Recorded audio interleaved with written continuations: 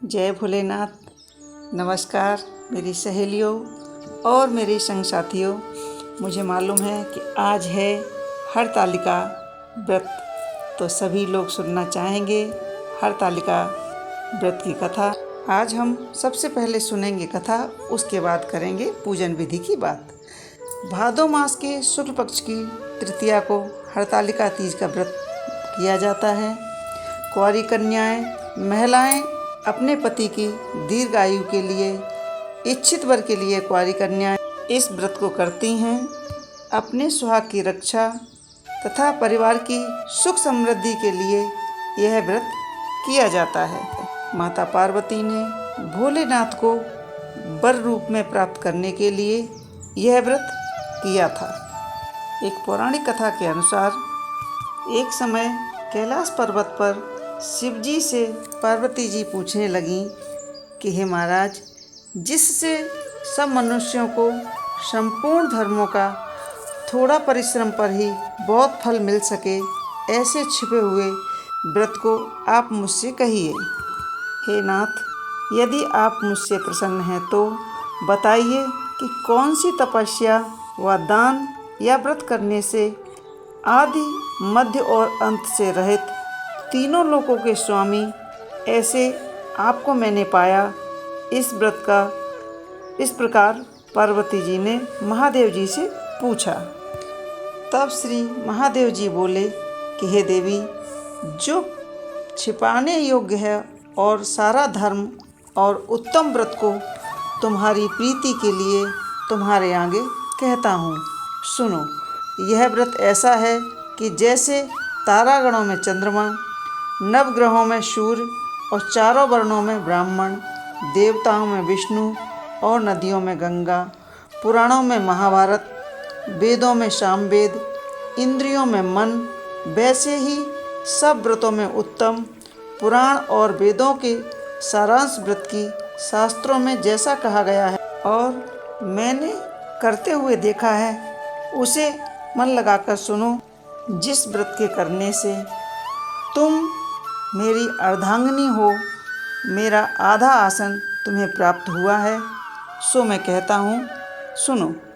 भादो महीने की हस्त नक्षत्र सहित तीज को जो स्त्री व्रत करती है, वह समस्त पापों से छूटकर स्वर्गलोक को जाती है। हे देवी, सुनो, हिमालय पर्वत पर जैसा तुमने व्रत किया था, उसका वृतांत कहता हूँ। जब शिवजी ने ऐसा कहा तो पार्वती बोली, हे नाथ, तुम्हारे मुख से वह संपूर्ण वृतांत सुनने की इच्छा है कि मैंने व्रतों में उत्तम व्रत क्यों किया। तब शिवजी बोले कि हे प्रिय, भारत खंड में बड़ा ही दिव्य सब पर्वतों का राजा, जिसमें अनेक प्रकार की रंग बिरंगी भूमि, वृक्ष, पक्षी और मृगों से युक्त हिमालय पर्वत है। उसी पर्वत पर नित्य ही प्रसन्न होकर देवताओं में गंधर्वों सहित गान करते हुए सिद्ध विहार करते हैं। वही पर्वत मणि से सुशोभित स्फटिक और स्वर्ण के शिखर रूप भुजाओं से चित्र मंदिर के आकाश को विचरित करता हुआ गंगा जी की हवि से नित्य ही हिमपुरी रहता है। हे पार्वती, उसी पर्वत पर बाल्यावस्था में ही नीचे की ओर मुख करके 12 धतूरा को पीकर और 64 वर्ष पत्ते खाकर माघ के महीने में, जल में, बैसाख में पंचाग्नि को तप कर और श्रावण में मैदान में रहकर अन्न व जल को त्याग कर तुमने बड़ी कठिन तपस्या की।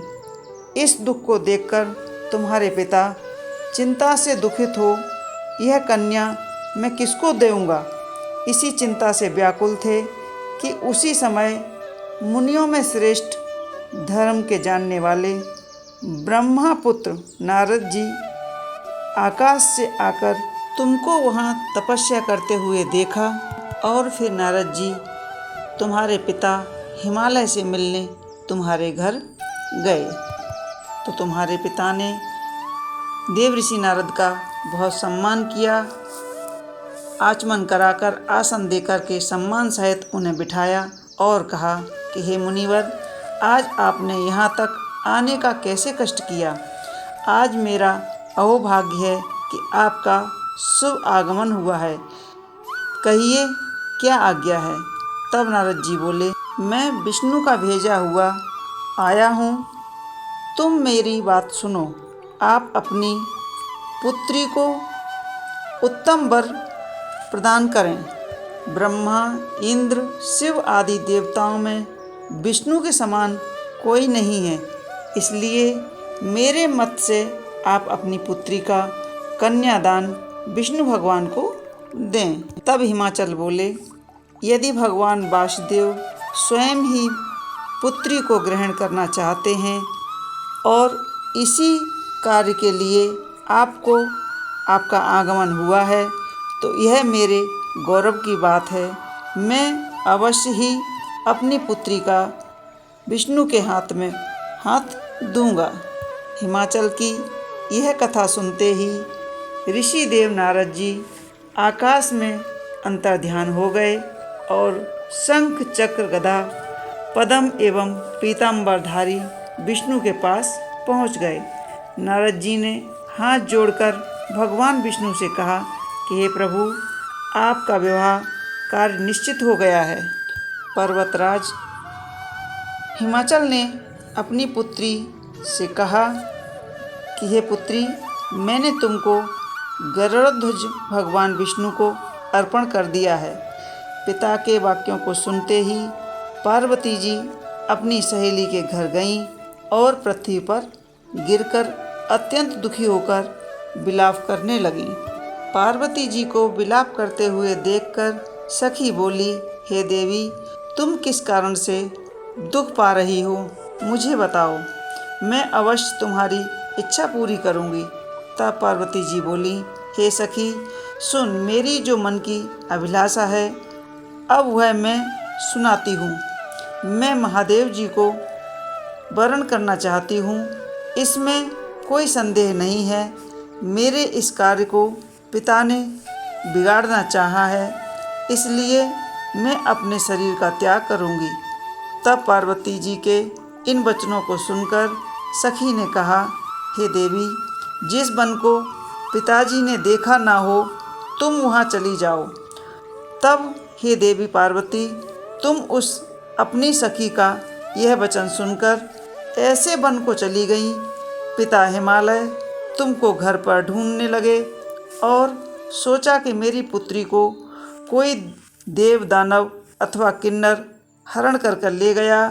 मैंने नारद जी को यह वचन दिया था कि मैं अपनी पुत्री का विवाह गरुड़ध्वज भगवान के साथ करूँगा।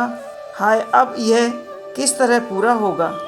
ऐसा सोचकर बहुत व्याकुल हो मूर्छित हो गए। तब सब लोग हाहा करते हुए दौड़े और मूर्छा नष्ट होने पर गिरिराज से बोले कि हमें अपनी मूर्छा का कारण बताओ। हिमाचल बोले, मेरे दुख का कारण यह है कि मेरी रत्न रूपा कन्या का कोई हरण कर ले गया है, या सर्प ने डस लिया, अथवा किसी सिंह या व्याधि ने मार डाला।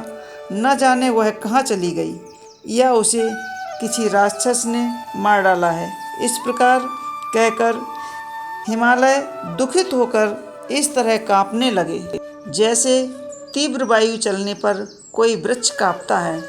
तत्पश्चात हे पार्वती, तुमको गिरिराज सखियों सहित घने जंगल में ढूंढने निकले। सिंह, व्याध आदि हिंसक जंतुओं के कारण वन महाभयंकर था। होते हुए भी तुम भी सखी के साथ जंगल में घूमती हुई भयानक जंगल में एक नदी के किनारे गुफा में पहुंची। उस गुफा में तुम अपनी सखी के साथ प्रवेश कर गईं, जहां तुम अन्न जल का त्याग करके बालू का लिंग बनाकर मेरी आराधना करती रहीं। उस स्थान पर भादो मास की हस्त नक्षत्र युक्त तृतीया के दिन तुमने मेरा विधि पूर्वक पूजन किया तब रात्रि को मेरा आसन डोलने लगा। मैं उस स्थान पर आ गया जहाँ तुम और तुम्हारी सखी दोनों थीं। मैंने आकर तुमसे कहा, मैं तुमसे प्रसन्न हूँ, तुम मुझसे वरदान मांगो। तब तुमने कहा, हे देव, यदि आप प्रसन्न हैं तो आप ही मेरे पति हों। मैं तथास्तु कहकर वहीं पर अंतर्ध्यान हो गया। फिर तुमने प्रभात होते ही उस बालू की प्रतिमा को नदी में विसर्जन कर दिया। तुमने वहाँ अपनी सखी सहित व्रत का पारायण किया। इतने में ही हिमालय भी ढूंढते हुए तुम्हें उसी वन में आ पहुँचे। वहाँ चारों ओर तुम्हें न देखकर मूर्छित होकर जमीन पर गिर पड़े थे।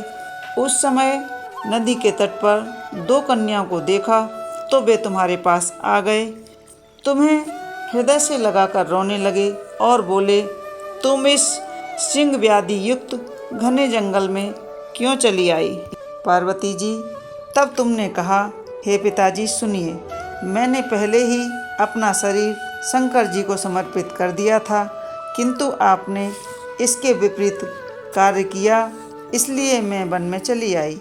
ऐसा सुनकर राजा हिमालय ने फिर तुमसे कहा कि तुम्हारी इच्छा के विरुद्ध यह कार्य नहीं करूँगा। तब वे तुमको घर लेकर आए और तुम्हारा विवाह हमारे साथ कर दिया। शिव शंकर जी बोले कि हे प्रिय, उसी व्रत के प्रभाव से तुमको यह मेरा अर्ध आसन प्राप्त हुआ है। इस व्रत के राज को मैंने अभी तक किसी से इस व्रत के राज को वर्णन नहीं किया था। हे देवी, अब मैं तुमको बताता हूँ, सो मन लगाकर सुनो। इस व्रत का नाम व्रतराज क्यों पड़ा? पार्वती जी बोली कि हे स्वामी, आपने इस व्रतराज का नाम तो बता दिया, किंतु मुझे इसकी विधि एवं फल भी बताइए। इसके करने से किस फल की प्राप्ति होती है? तब शंकर जी बोले कि स्त्री जाति के अत्युत्तम व्रत की विधि सुनिए। सौभाग्य की इच्छा रखने वाली स्त्री इस व्रत को विधि पूर्वक करे। उसमें केले के खम्भे के मंडप बना करके बंधन बार से सुशोभित करे। उसमें विविध प्रकार के रंगों के रेशमी वस्त्र की चांदनी ताने, फिर चंदन आदि सुगंधित द्रव्यों से लेप कर सखी सहेलियों के साथ एकत्रित होकर शंख मृदंग बजावें, विधि पूर्वक मंगलचार करें, गीत वादन करके गोरा और शंकर जी की स्वर्ण निर्मित प्रतिमा का रात्रि में जागरण करें, शंकर पार्वती की मूर्ति स्थापित करें। फिर शिवजी और पार्वती जी का गंध, धूप, दीप, नैवेद्य आदि से विधि सहित पूजन कर विभिन्न प्रकार की नैवेद्य मिठाइयों का भोग लगाकर और रात्रि को जागरण करें। नारियल, सुपारी, जवारे, नींबू, लौंग, अनार, नारंगी आदि फूलों को एकत्रित करके धूप, दीप आदि मंत्रों द्वारा पूजन करें।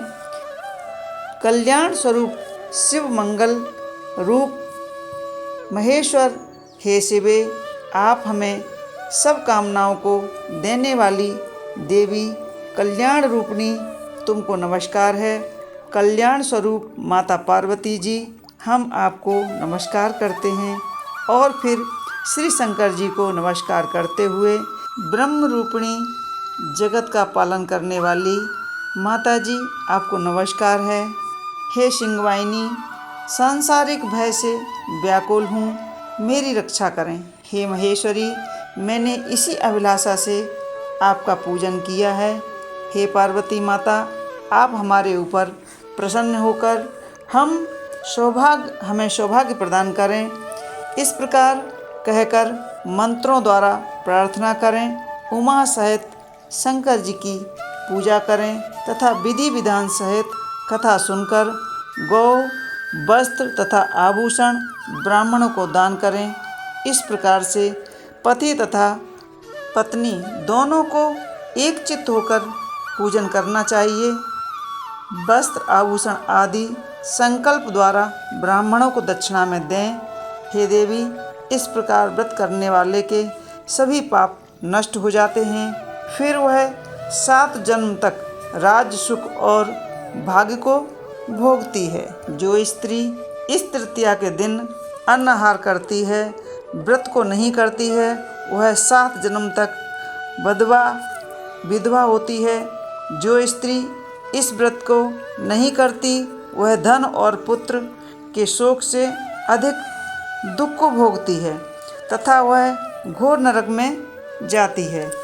इस दिन अन्न आहार करने वाली शूकरी, फल खाने वाली बानरी तथा जल पीने वाली टिटहरी, शराब पीने वाली जोंक, दूध पीने वाली सांपनी, मांस खाने वाली मुर्गी का जन्म पाती है। स्त्रियों को परलोक सुधारने के लिए व्रत करना चाहिए। व्रत के दूसरे दिन पारायण करने के पश्चात चांदी, सोना, तांबा या कांसे के पात्र में ब्राह्मण को अन्न दान करना चाहिए। इस व्रत को करने वाली स्त्री मेरे समान पति को पाती है। मृत्यु काल में पार्वती जैसे रूप को प्राप्त करती है। जीवन में सांसारिक सुख को भोगकर परलोक में जाती है। हजारों अश्वमेध यज्ञों के करने से जो फल प्राप्त होता है, वही फल मनुष्य को इस कथा के सुनने से मिलता है। हे देवी, मैंने तुम्हारे सन्मुख यह सब व्रतों में उत्तम व्रत की वर्णन किया है। इसके करने से मनुष्य के समस्त पापों का नाश होता है। बोलिए भोलेनाथ की जय, माता पार्वती की जय। आइए जानते हैं हरताली तीज की पूजा विधि और पूजन सामग्री। हरताली तीज व्रत करने वाला प्राणी सूर्योदय से पहले उठे और भगवान शंकर जी का स्मरण करते हुए फिर शौच आदि से नित्य कर्म से निवृत्त होकर स्नान ध्यान करके शिवालय में जाए, जहाँ पर कथा सुननी हो तथा पूजन करना हो। अगर हो सके तो वह अपने घर में ही शिव पार्वती का पूजन करे। केले के खम्भे, बंधनवार इत्यादि अनेक पुष्प मालाओं से सुसज्जित एक सुंदर मंडप तैयार करें, जिसमें स्वयं बंधु बांधवों सहित बैठ श्रद्धा सहित अपने आचार्य अथवा विद्वान पंडित को बुला करके उन्हें आसन पर बिठाकर तब हाथ में कुश और जल लेकर के ओम इत्यादि से यथाविधि संकल्प कर, इसके बाद अक्षत फल लेकर मंदार माला मंत्र से श्री शिवजी पार्वती जी का ध्यान करें। देवी मंत्र द्वारा आवाहन करके शिवे शिवप्रिय मंत्र से पाद दें, आसन दें। संसार ताप मंत्र से अर्घ दें। राजभोग के मंत्र द्वारा आचमन करावें। तत्पश्चात स्वर्ण की बनी पार्वती जी की प्रतिमा को पंचामृत से स्नान करावें और फिर मंदाकिनी मंत्र से शुद्ध जल से स्नान करावें। ब्रह्मा युगम मंत्र द्वारा वस्त्र पहनाएं, जोड़ा अर्पित करें। चंदन मंत्र द्वारा चंदन लगावें। रंजित मंत्र से अक्षत चढ़ावें। फूल माला चढ़ाकर चंदन आदि धूप दीप से भगवान शंकर और माता पार्वती की पूजा करें। दीपक जलावें। नैवेद्य मंत्र से फल अर्पण करें और फिर पुंगी फल आदि पान चढ़ा करके बीड़ा दें। सौभाग्य मंत्र द्वारा प्रार्थना करें। श्री महादेव जी बोलते हैं कि हे प्रिय, जो इस प्रकार व्रत को करेगी उसको मेरे समान पति मिलेगा और मरने पर तुम्हारा स्वरूप होकर मुक्ति प्राप्त होगी। मेरे संगी साथियों, यह थी हरतालिका तीज की छोटी सी कथा। आपको हमारी कथाएं कैसी लगती हैं हमें कमेंट्स बॉक्स में ज़रूर लिखें। अगर आप हमारे चैनल पर नए हैं तो चैनल को सब्सक्राइब अवश्य कर लें। बेल आइकॉन को दबा करके नोटिफिकेशन ऑन करें ताकि आने वाली कथाएं हम आपको इसी तरह सुना सकें। बहुत बहुत धन्यवाद। जय भोलेनाथ, जय माता पार्वती।